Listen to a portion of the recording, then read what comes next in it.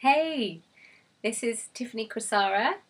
Welcome to October and the October AstroTarotChannel.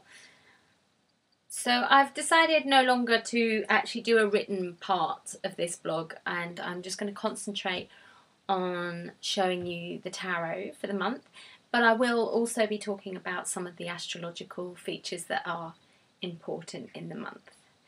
So I hope you had a really awesome September.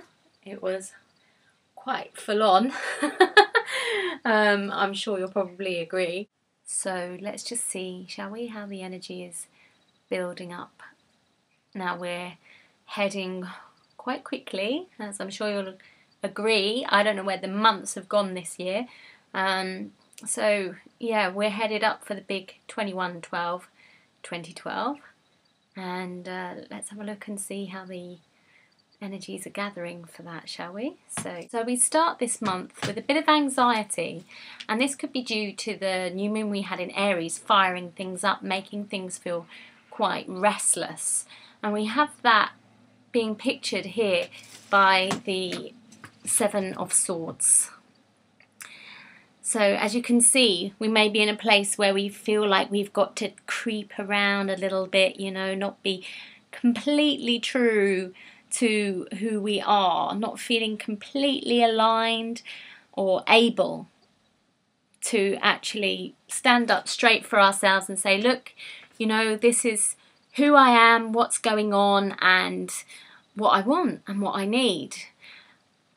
Which is quite interesting because an Aries moon, a new moon, would signify that quite strongly, but it feels as if we have some other things going on that might make it a little bit more challenging than what we previously would expect.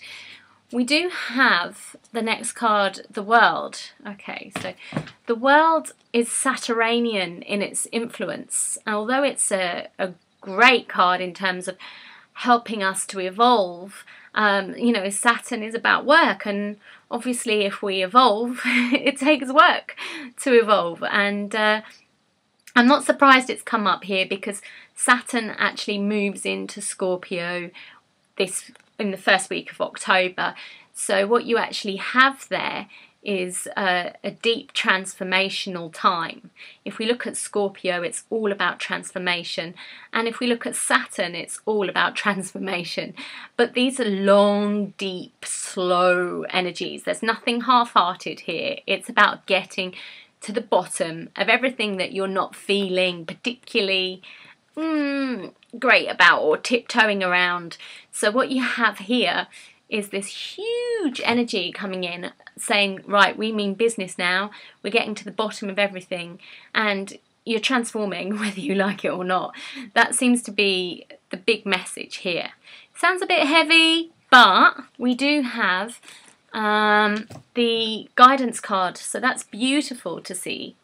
It's the Three of Pentacles, but guidance in the AstroTarotChannel. I mean guidance in the Osho Zen Tarot.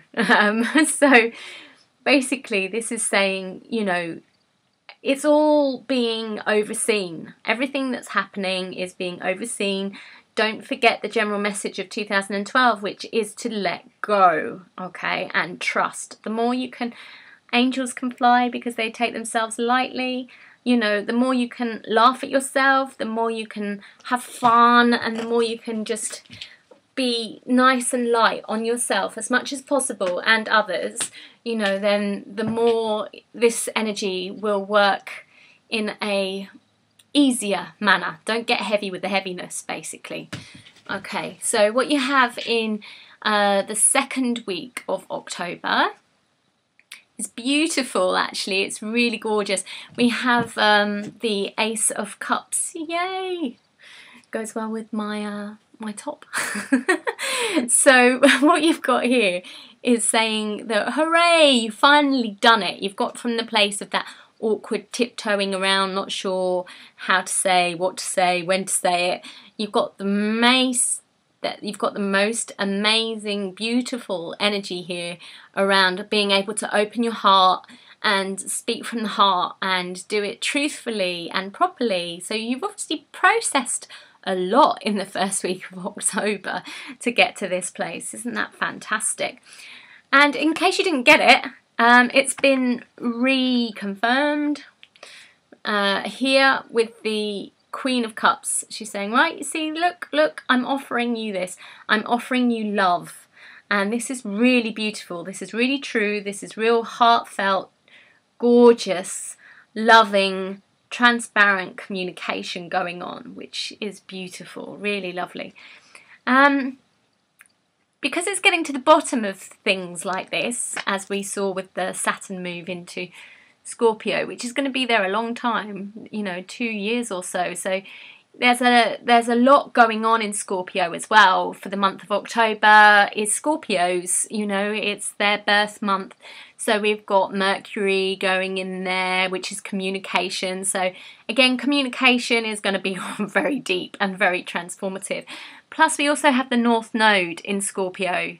So North Node is about your soul evolution and, you know, where you're heading generally and how that's doing. So as you can see, there's a lot of karmic transformation through communication going on. And, you know, if you are a Scorpio or you have lots of signs going on, if you have lots of planets going on in Scorpio, then, you know, this is very, very significant for you. So what you have here is intensity. Like I said, there's nothing half-hearted going on here. It's like, let's cut the crap, let's be transparent, let's get to the bottom of everything, and let's lay ourselves on the line, let's lay our souls on the line, let's bear all. And it feels like, you know, it really is time to look at what you want, what's been going on for you throughout the year, where you're heading, and, you know, really come from the heart with it. It's not a time to come from the head. It's a time to actually say, yeah, this is what's been going on for me, and, you know, what does that mean for you? So what we've got is a lot of intense, transparent sharing, which is really lovely and beautiful and passionate and intense, just like the intensity card, which is actually the King of Wands. No, it's not. It's the Knight of Wands, which is a very fast energy. So it shows with this deep level of sharing, what we get is a fast initiated action that arises from that. So we've moved quite nicely from the Swords, which is the thought, which was all a bit chaotic at the beginning of the month. We've worked through that, we've aligned with guidance, and we've gone into the next level, which is emotion. And we went into that deeply and firmly and quickly as well. And so now we've moved on to action, which is great. It just shows that there's a lot shifting this month. There's a lot going on, and there's no hanging about really. So what you have here in the third week is more of the Wands. Move this down so you can see a bit more. Okay, so we've got more of the Wands going on here. In the second week with intensity, that led us from the Swords and from the Cups, which is from the thoughts and the emotions, into the action. And now we have the Six of Wands, which is fantastic. Shows you spreading out those ripples to the world. So it's a very inspirational time, the end of the second week of October and the beginning of the third week. Inspiration pouring out everywhere. And we've got the Page of Wands here as well. So it shows new life, lots of new changes, lots of new directions, lots of new projects, lots of new creation. And we had a sense of that last month with the September Astro Tarot channel, and as I said, you know, with new beginnings there becomes sorrow. So what you have here is sorrow, which is actually the Hermit. So it's, as I said, a changeable month. It changes quite quickly, and you know, what comes up must come down. It must be processed. Sorrow is actually the Hermit in the tarot, and I see him quite strongly linked to Saturn as well. So what you've got there again is the Saturnian influence coming in, saying that's great, you've done a whole massive layer of stuff and you've done it really, really quickly. Now it's time for the next lot. So no breaks there going on, guys.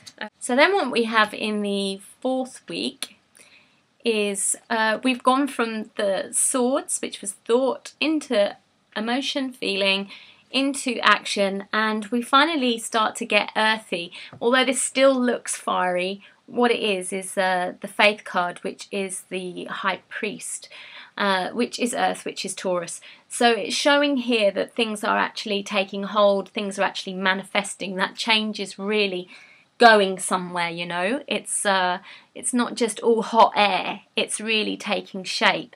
And we see that being again reconfirmed by another court card. This time it is the King of Coins, which is the most manifested you can really get in business. So it's showing here, you know, that stuff is being recognised and stuff is being given weight to, and you know, it's really taking off, especially as we've got the Creator card here, which is the King of Wands. So really you've got 2 kings going on here, which shows massively great things around talks for business, and you know, really getting signed, sealed and delivered and completely manifested. So there's a lot of power there for tying things up in the 4th week of December, just in time for the full moon in Scorpio and Samhain, when we really start to go into the depths of Scorpio and the underworld.